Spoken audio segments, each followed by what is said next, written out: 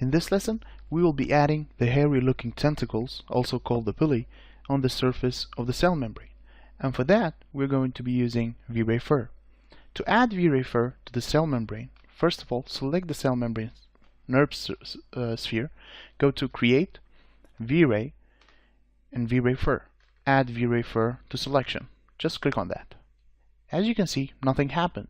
But if we look into the channel box, under the outputs, you see that we have a V-Ray Fur properties linked into the cell membrane shape. But we don't see any fur in the viewport. Well, if we go back to Create V-Ray and V-Ray Fur, we will see that it says Add V-Ray Fur to selection, but it also says works for meshes only. What this means is that the V-Ray Fur doesn't work with surfaces. So it works only with polygon meshes. So we can't add V-Ray Fur to NURBs or subdivisions. Alright, so how do we add V-Ray Fur to NURBs?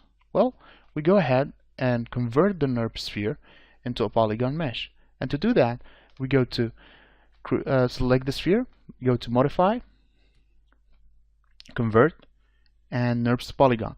Just go ahead and click on the small option box just to open up the Convert to NURBs Polygon options, and just make sure you have control point selected.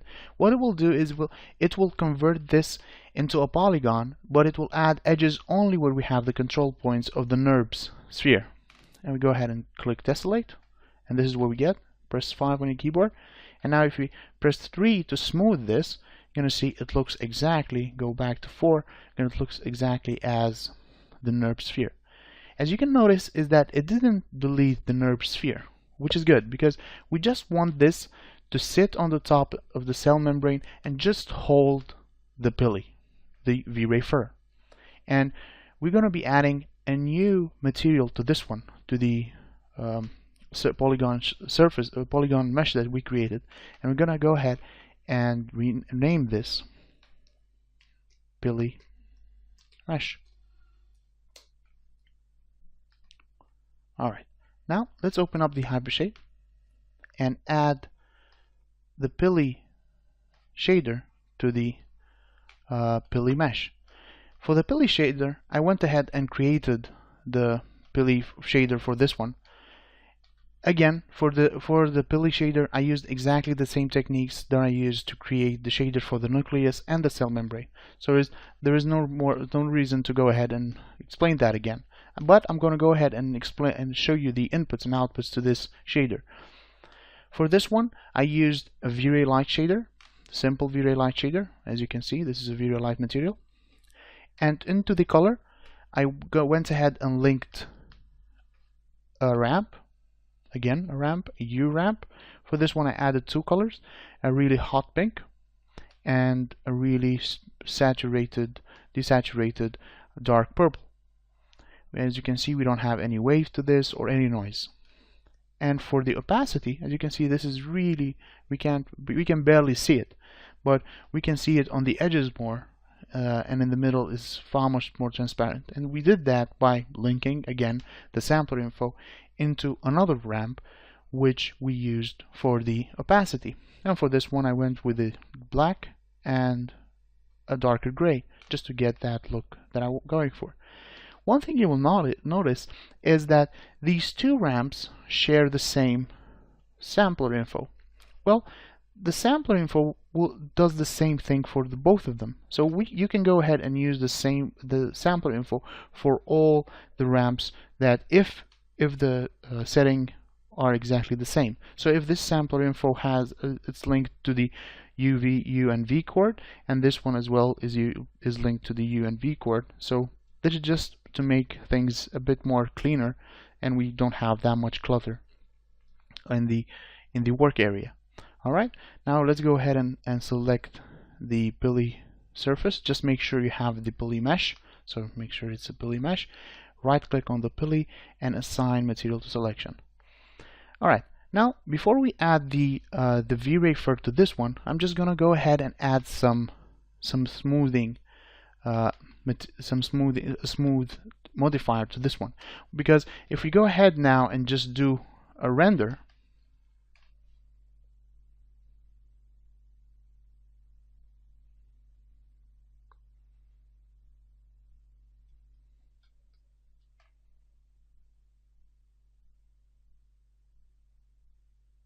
this is the look that we're going to get. You can see we can barely see the edges of the pink color, and we will use that to give a nice color of pink, of glowing pink, to the tentacles, which we're going to use into post to add some nice glowing effects to the pilly.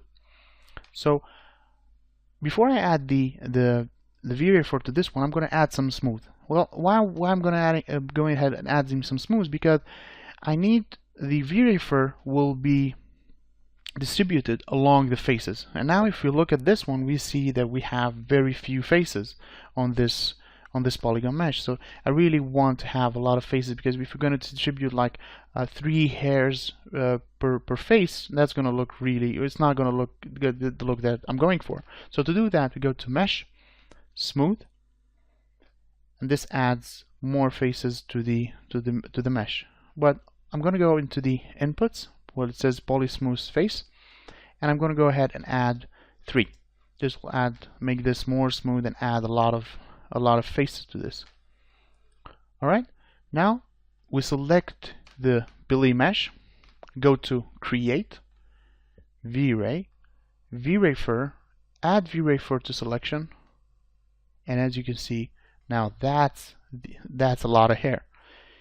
And now if we go ahead and do a test render, alright, I'm not getting the result that I wanted, so let me check out the perspective. Yeah, we're still getting the perspective. Just zoom out, and I'm going to do another render again.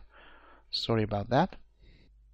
I think it's because we have too much hair and the size is too big.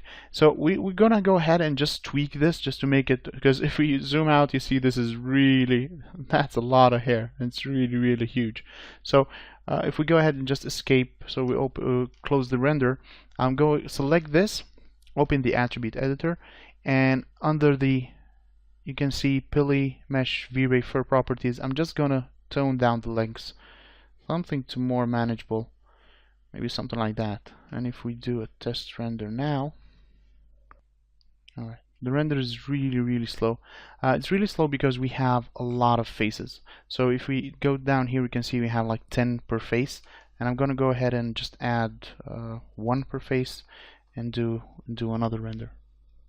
As you can see, that's too much hair.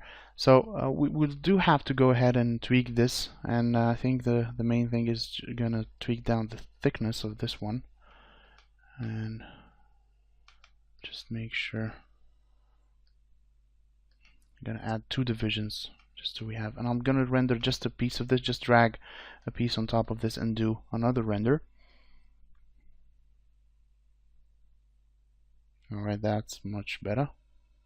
It's much faster.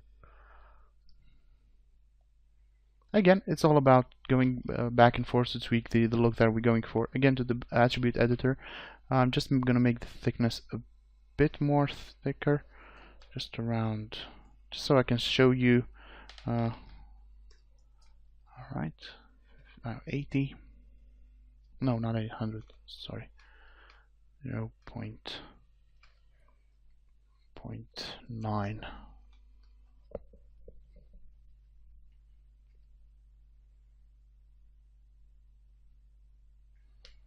I just wanted to show you the color. So this is this usually the V-Ray Fur takes the color of the mesh that the V-Ray Fur is sitting on. So if you go back into the hypershade, you're gonna see that the Pilly shader, the Pilly shade that I created, and if we go to the diffuse color, we'll see this is the hot pink again, and this is the really dark purple. You can see hot pink, dark purple. Alright, in the next lesson we will go ahead and tweak the V-Ray Fur to get the look